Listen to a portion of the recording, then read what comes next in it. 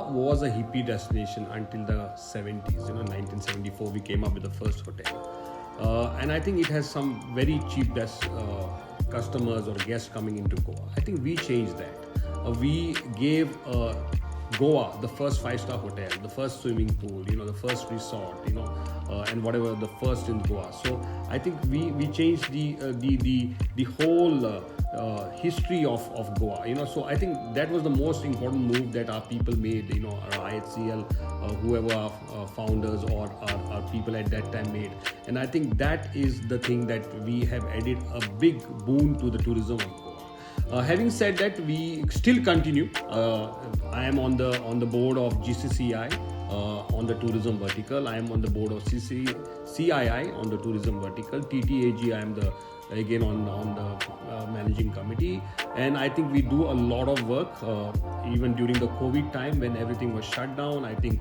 IHCL was instrumental to make sure that Goa reopens, to bring in the faith to the people of Goa, because the only bread for Goa was tourism at the moment, because mining had shut down. And whatever you see today, people's memories is short, but whatever you see today, tourism and whatever money is coming in, people are happy, the stakeholders are happy, because there are so many families dependent on the tourism. Your first property was Taj Aguara, and then I think came the Taj Village, if I'm not mistaken. Correct. And then your other properties have come in. If you talk about in the luxury and premium space, what kind of, what is the kind of position that they occupy in the market, in the sense, what's the kind of audience that you have? I remember Taj Aguara used to be a lot of family audience, and so was family guests. Right. Is that true even today, or has the profile changed? I think that will never change. We cater to every segment. I mean, we are an inclusive company. You cannot say that we only cater to this segment. Whether it's families, whether it's honeymooners, whether it is single lady vacations, whatever you talk about it, whether it is a millennial, which is the in thing now. I think we cater, and we have got brands according to them. Taj is more luxury for the old noble people. The Vivanta is for the youngster, for this millennial people, business-minded people. So we have brands accordingly. Now we have come up with this latest brand called Ama for families to come together, stay in a bungalows, which is the first branded stays. Homestays, I would say. The homestays were never branded, but Absolutely. We were the first one. Again, we were the first movers, and this was the brainchild of our managing director, Mr. Puneet Chhatwal, and is doing wonders for the company and for the state and for India again. Absolutely. See, the younger generation, what's the most important thing for them is the Wi-Fi at the moment. They are very technological savvy. In fact, so much that I go to my son sometimes if I have a problem with the phone, and I think that's the most for them. It is oxygen.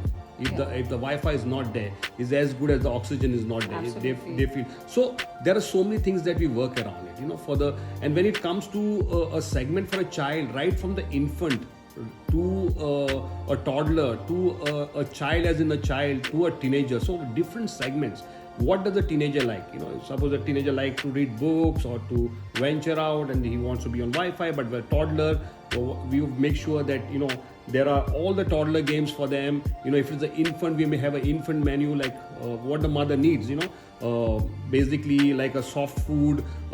Whether we tell the mother, don't carry the potty. We will give you the potty. We throw it out, of course, after every use, because we understand the pains of a mother to carry a potty. So because it's a bulky thing. So things like we get into the depth of it when it comes to a child, when it comes to a teenager, when it comes to any segment, whether it is an elderly person, whether it is a young person. I think we just get into the thick of it, and I think that's the best part of the Taj, what we call as Tajness.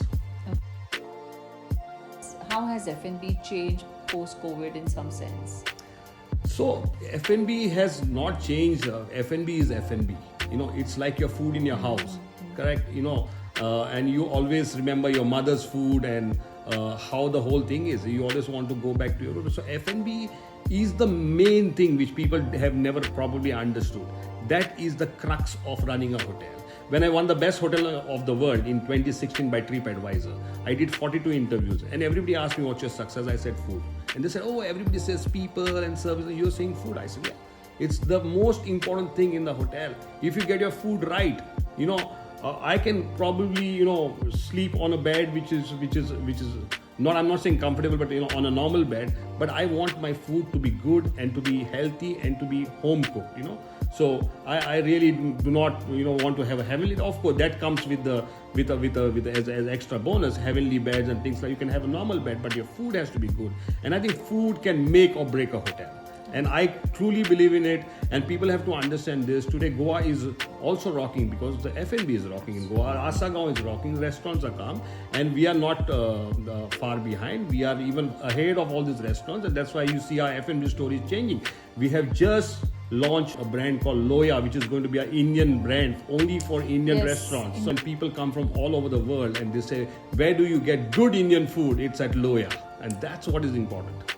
How have we have been talking, you brought in Ama, and you have had Ama Stays is there, of course, and Trails, and then there's Selections. So I think Goa has quite a few properties of Selections and Ama Trails. Have these two brands changed the kind of audience you attract now today to your hotels? Of course it has. In what way has it? Selection is a hand-picked brand, hand-picked hotels offers. They have their own character. You cannot replicate a Selection elsewhere. Like a Siddharth di Goa is Selection. There are so many of these Selection brands which are unique. And hence, as I've said, they're hand-picked hotels. And that makes it the heritage of that place, the history of that place. That makes it more special. You can only have one Taj Mahal, in Agra. You probably cannot replicate another. Even if you replicate, it won't be the same. But that is special. In the same way, Selection is special to us because it has a character. It has it has those fabric that is neatly woven to give an experience to the guest which is not like any other experience. And that is the makes Selection a very different brand. Luxury tourism is far more than the beaches. It's about the culture, it's about the food, and in some sense, as I said, that a lot of young chefs have now come back to Goa to set up their own restaurants, which is kind of also leading to a F&B revolution. What are the aspects of Goa do you think that we need to project to actually tell luxury tourists that yes, there is a Goa which is beyond the beaches, which is done to death to a very large extent, particularly the North Goa beaches? Yeah, so I completely agree. See, luxury is a state of mind. Luxury could be having a hotel around the paddy fields, right? I can just go to the interiors of Goa and open a beautiful, like they have in Chiang Mai, have buffaloes and paddy fields, that could be luxury. So as I said, it's a state of mind. Luxury could be having an interview in this air-conditioned room, or it could be on the beach by the water. It's two different perceptions. But having said that, you have, I think, touched a very important point that it's beyond the beaches, right? Goa has to be explored in the hinterlands. It has to be explored on the lakes. It has to be explored on the waterfalls. It has to be explored on the Western Ghats. And I think that is the real Goa. And I think the government is working towards it. There are a lot of hotels that are coming up on these spaces now. They're doing extremely well, and I think once that happens, and then you have a choice between the beach, and once you come to know that Goa is not only about the sunny sands and the blue waters and the beaches, and it's much more than it's also green and it's a white water rafting and other things, I think Goa will be complete, and there will be no looking back again. So there's work happening on that end. There's a lot of work happening on that end. We are in touch, the TTAG and everyone, all of us are in touch with the government. It's one good move that the government has started buses to these hinterlands now, so from their side, and they want to have more luxury, maybe air-conditioned buses later, like to going to Mayam Lake and other places. And once this happens, slowly, there are helicopter rides that are going to start soon. It's starting on 1st of November. Once that happens, I think, then everybody will want to have a hotel around that place, because it will be easier for, just hop into a helicopter from the airport and get dropped there, which will be just 5 minutes or 10 minutes sometimes. And that's the beauty of it. And it will happen, and Goa has the potential.